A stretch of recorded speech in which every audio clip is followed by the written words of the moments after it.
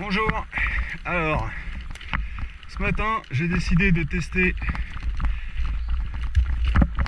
les pneus Kenda d'origine du vélo dans un parcours que j'ai déjà fait avec mon ancien vélo avec des pneus standards en 2.6 de large, hein, sachant que là on est sur du 4.5, et ce avant de changer les pneus parce que j'ai reçu une paire de Maxxis en 4.8. Donc voilà, je vais voir ce que ça donne avant de changer les pneus dans un terrain que je sais particulièrement beau.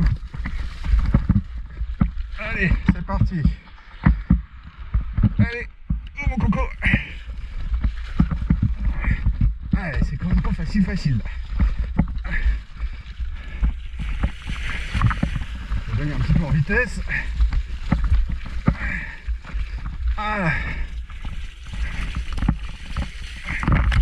Ah ouais, là c'est quand même bien boueux. Là ça glisse un peu quand même, hein. Voilà, ça glisse un petit peu de l'avant.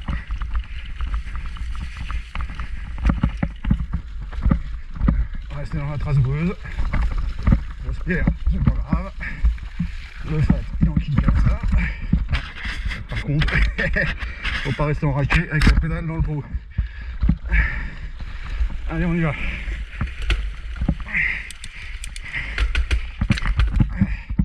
Allez.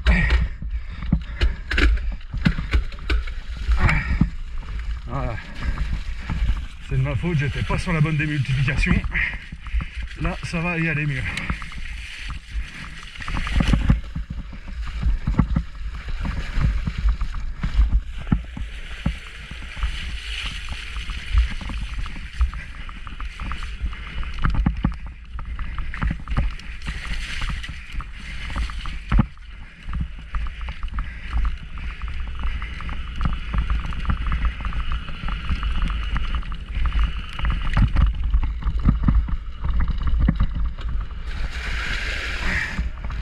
Voilà. Là, je pense qu'on a fait un bon test avec les Kenda.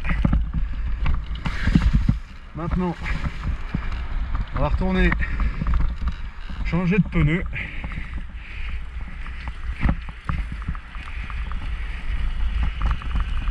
On va voir sur le retour ce que ça donne.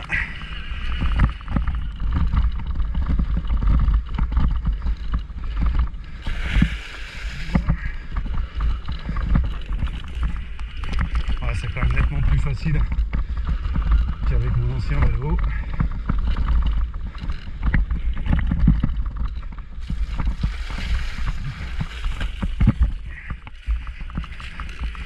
Ça part un petit peu en travers quand même, mais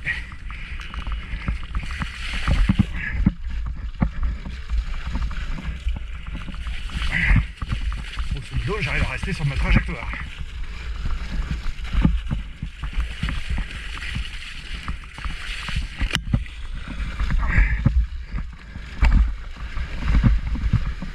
Là, il y avait une bonne pierre dans l'eau. Ça a quand même bien été.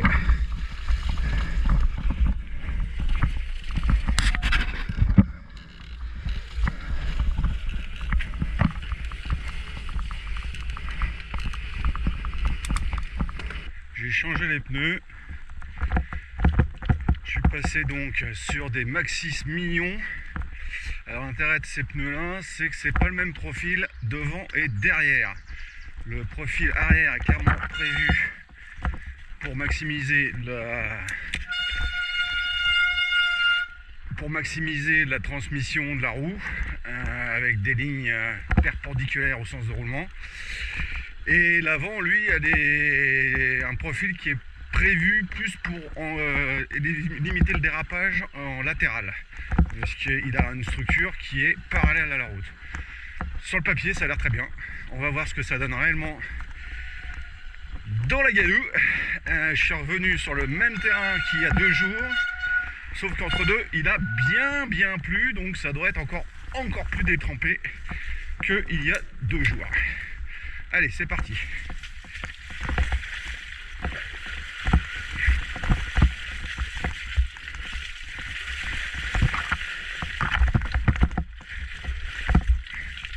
ça glisse un petit peu de l'avant quand même, hein. Enfin là, c'est difficile de ne pas faire autrement.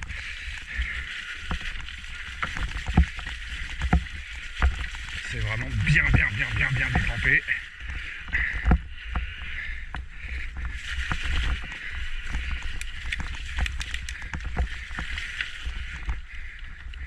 Allez, on passe en bas.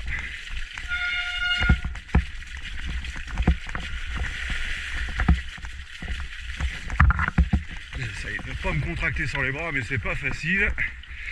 Je prends encore un pro.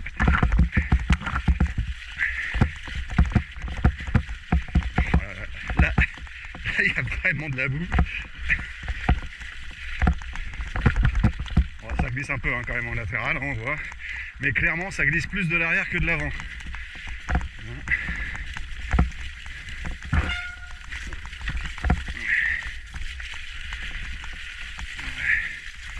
Au même endroit où il y a des pierres partout.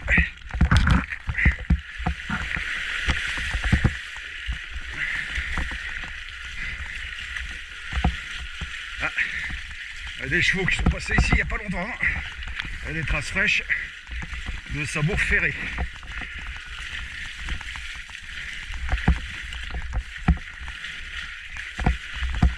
Bon, c'est pas normal, hein. Il y a des élevages juste à côté.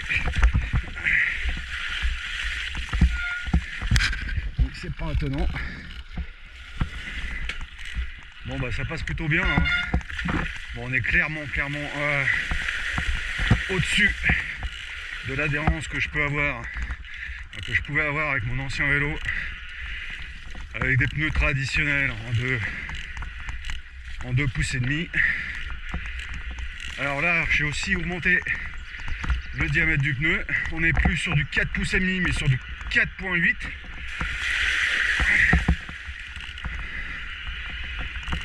Oh, ça passe bien quand même. Voilà.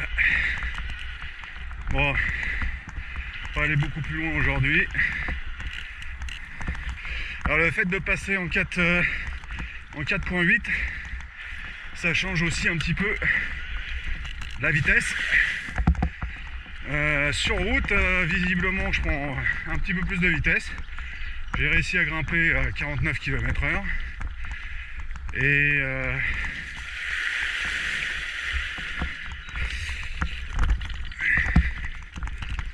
Et il y a un autre petit détail, c'est que ce pneu Maxxis, visiblement, est un peu moins bruyant sur route.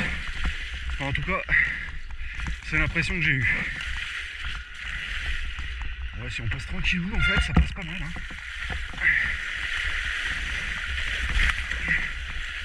Sans faire de pointe de vitesse dans la flaque, on est pas mal. On va essayer de se passer ça ici. Ah non, je suis parti en travers.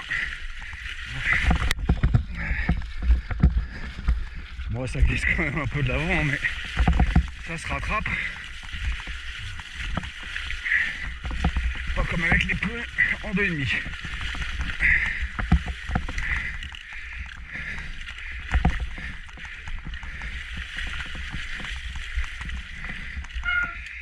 Alors là, il y a une belle motte de terre qui dépasse.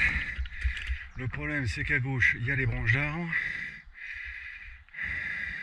Passe à gauche, à droite. Allez, à gauche.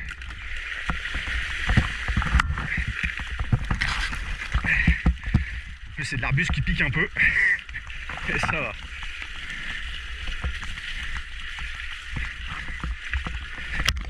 C'est un truc à pas passer en été avec des manches courtes.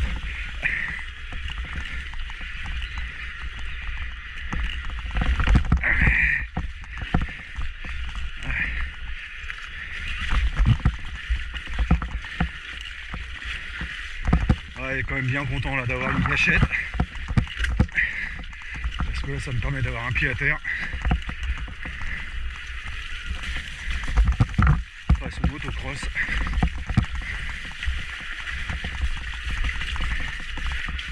Alors j'ai une autre idée tordue dans ma tête, hein. C'est de passer la roue avant en roue motrice avec un second moteur. Je mettrais bien un petit moteur roue de 500 watts à l'avant, histoire d'avoir un petit peu de traction je pense que ça pourrait être pas mal.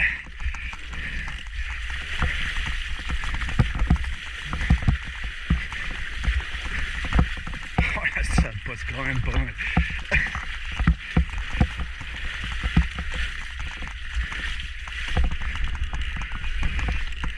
Franchement, ça passe. Allez, on refait la grimpouille.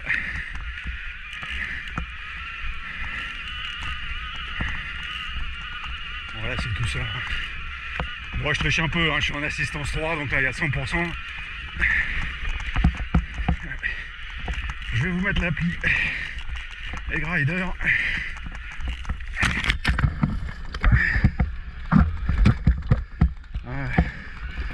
L'intérêt de cette appli, c'est que là, vous avez la puissance instantanée aussi, délivrée par le moteur. Il y a tout un tas de chiffres là-dessus, c'est très intéressant. Et en plus, ça log tout, c'est-à-dire que vous pouvez consulter tous ces chiffres-là à tête reposée après la balade. Retour du test dans la boue.